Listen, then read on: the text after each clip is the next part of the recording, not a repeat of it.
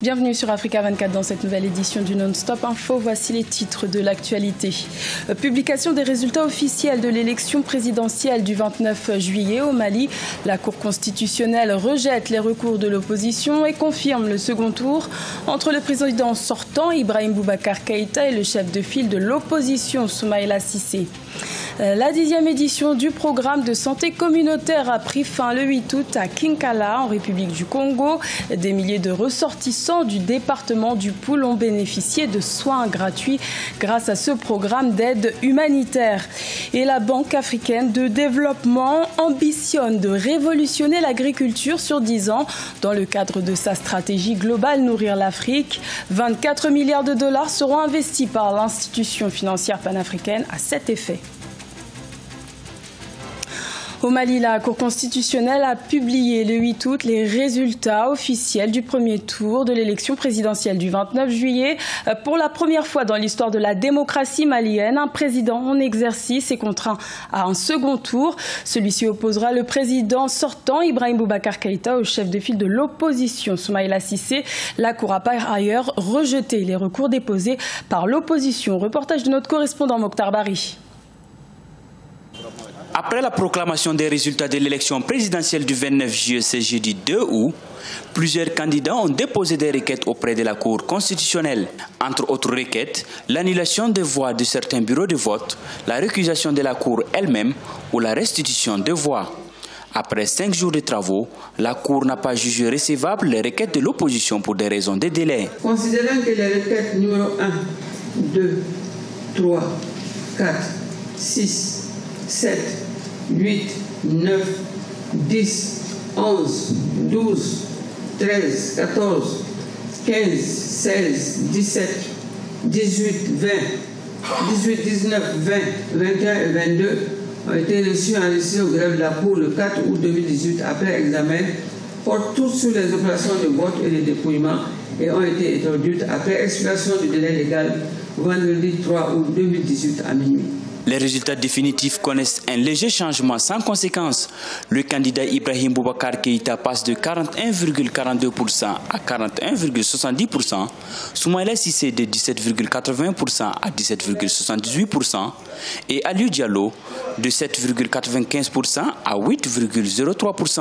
Article 4 dit que les deux candidats qui ont recueilli le plus grand nombre de suffrages au premier tour seront Ibrahim Boubacar Keïta et Soumaïla Cissé. Article 5 dit que seuls les candidats Ibrahim Boubacar Keïta et Soumaïla Cissé peuvent se présenter au deuxième tour de l'élection du président de la République le 12 août 2018. Si le camp du président sortant affiche sa satisfaction, ce n'est pas le cas de l'opposition qui dit ne pas être surpris d'une telle décision. Pour rappel, en 2013, 11 recours avaient été déposés, tous rejetés par les sages de la Cour constitutionnelle que certains candidats dont Soumaïla Cissé estiment partial. En République du Congo, la 10e édition du programme de santé communautaire a pris fin le 8 août à Kinkala, préfecture du département du Poul. Pendant 2 mois, des personnes malades venant des différentes localités du département du Poul ont bénéficié de soins gratuits, une initiative qui accompagne la politique sanitaire du gouvernement congolais. Reportage de notre correspondant Deva Panzou. La 10e campagne de soins gratuits du programme de santé communautaire s'est refermée ce mercredi 8 août 2018 à Kinkala, chef-lieu du département du Poul. 16 948 hommes, femmes, enfants de tous âges ont bénéficié des soins durant 4 semaines. Cette édition a été la plus prolifique selon les organisateurs. Cette 10e édition a battu tous les records. Très satisfait parce que c'est au-delà de nos espérances. Dans les 9 départements que nous avons parcourus, la moyenne se situait aux alentours de 8 à 9 000 avec un écart type de plus ou moins 2 000. Les services de médecine générale avec 4 360 cas, de pédiatrie avec 4 088 cas et d'ophtalmologie avec 3 037 cas ont été les plus consultés par les patients durant les 4 semaines du programme. Par ailleurs, plus de 1700 interventions chirurgicales, dont 320 opérations de la cataracte, ont été réalisées. Les patients qui n'ont pas pu être consultés durant la campagne ont reçu des moustiquaires imprégnés et des vermifuges. Il y a 4 ans, les médecins ont diagnostiqué une hernie à mon fils. À cette époque, les médecins pensaient qu'il était dangereux d'opérer un bébé. Compte tenu des difficultés financières, je ne pouvais supporter les dépenses liées à une telle opération. C'est la raison pour laquelle j'ai préféré venir ici où on soigne gratuitement et mon fils a été opéré. Merci à l'initiateur de ce projet. Notons que les opérations chirurgicales ont été arrêtées 10 jours avant la fermeture du programme afin de permettre aux médecins d'effectuer un suivi post-opératoire. Après le département du Poul, la caravane du programme de santé communautaire se déploiera pour sa 11e édition à Pointe-Noire.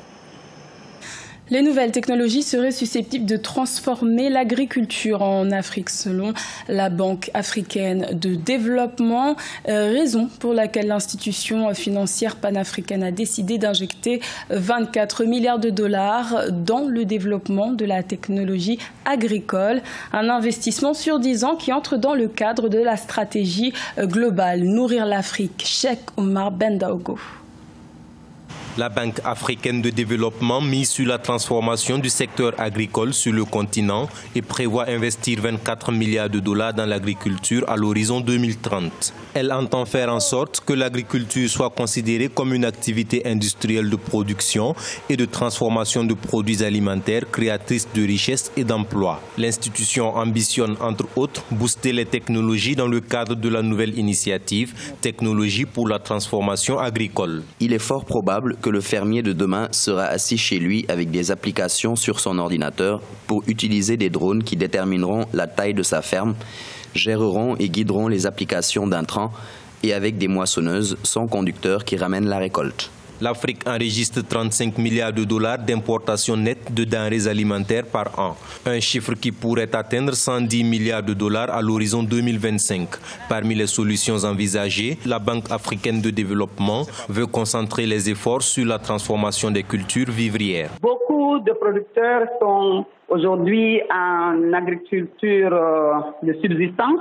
En tout cas, ils ne sont pas suffisamment préparés à cette transformation, d'aller vers une agriculture de développement, la transformation et au niveau de la chaîne de valeur. Le secteur de l'agroalimentaire et l'agro-industrie devraient passer à 1000 milliards de dollars à l'horizon 2030. Ces 2 dernières années, la Banque africaine de développement a engagé près de 300 millions de dollars pour développer la nouvelle génération de fermiers commerciaux et d'agribusiness en Afrique dans le cadre de son initiative Enable Youth. Le Maroc bénéficie d'un atout économique de taille. Le port Tanger Med se positionne à la tête des ports africains dans le secteur des conteneurs. Il se classe 45e à l'échelle internationale, un classement qu'il compte remonter avec l'ouverture prochaine du port Tanger Med 2 en janvier 2019. Vina Anoda. Le Maroc réalise une percée économique en Afrique, une percée qui s'inscrit dans la durée, en grande partie grâce à son port, Tanger Med, premier port à conteneurs d'Afrique, 45e port mondial, nombre record de passagers dont plus de 33 000 arrivés en juillet 2018. Tanger Med participe au dynamisme économique du pays. C'est une plateforme incontournable aujourd'hui en Afrique. Le Maroc, à travers Tanger Med, a pu, au niveau de l'activité des conteneurs, en tout cas, avoir une certaine crédibilité, une certaine visibilité et un certain sérieux. Tanger Med a traité en 2017 un volume global de 88 milliards de dirhams de produits marocains exportés. La Port Authority prévoit l'ouverture prochaine du port Tanger Med 2 en janvier 2019 avec l'aménagement de 1600 mètres de quai. Cette perspective permettra de placer Tanger Med au rang des 20 premiers ports à conteneurs à l'échelle internationale. J'ai envie de dire impossible n'est pas marocain. Avec l'ensemble des efforts qui sont déployés, c'est très optimiste. Il faut le dire, c'est très optimiste, mais c'est tout à l'honneur d'un pays qui aujourd'hui reste un pays en voie de développement, mais qui se donne les moyens pour y parvenir. À l'échelle de l'Afrique, Tanger Med se positionne comme le premier port à conteneurs sur le continent, suivi par Port Saïd en Égypte. Depuis la fin de l'année 2017, le port réalise des connexions maritimes directes vers 174 ports et 74 pays sur les 5 continents. Les échanges commerciaux du Maroc avec l'Afrique subsaharienne ont enregistré une croissance de 9,1% en moyenne annuelle sur la période allant de 2008 à 2016. Le gouvernement kényan compte engager une enveloppe de 30 milliards de shillings d'ici 2022 pour lutter contre le déficit en logement. Cette somme servira à refinancer les prêts octroyés par les banques commerciales et le principal fonds immobilier du pays. Nathalie Mo.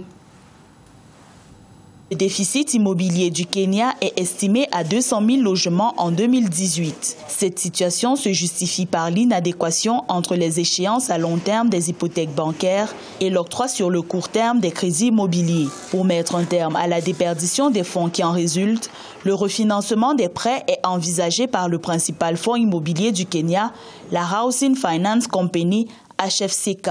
Cette société de refinancement permettra de lever les fonds déjà auprès des marchés pour pouvoir prêter aux banques. Le refinancement des prêts hypothécaires est l'un des axes majeurs du programme quinquennal en cours au Kenya. D'une valeur de 30 milliards de shillings, il devrait permettre aux banques d'émettre 50 000 hypothèques supplémentaires. On peut tout simplement dire qu'il s'agit là d'une promesse tenue de campagne électorale. Le portefeuille des prêts hypothécaires du Kenya s'est établi à 24 085 en décembre 2016. Dans le secteur de l'immobilier, HFCK contrôle 60% du marché.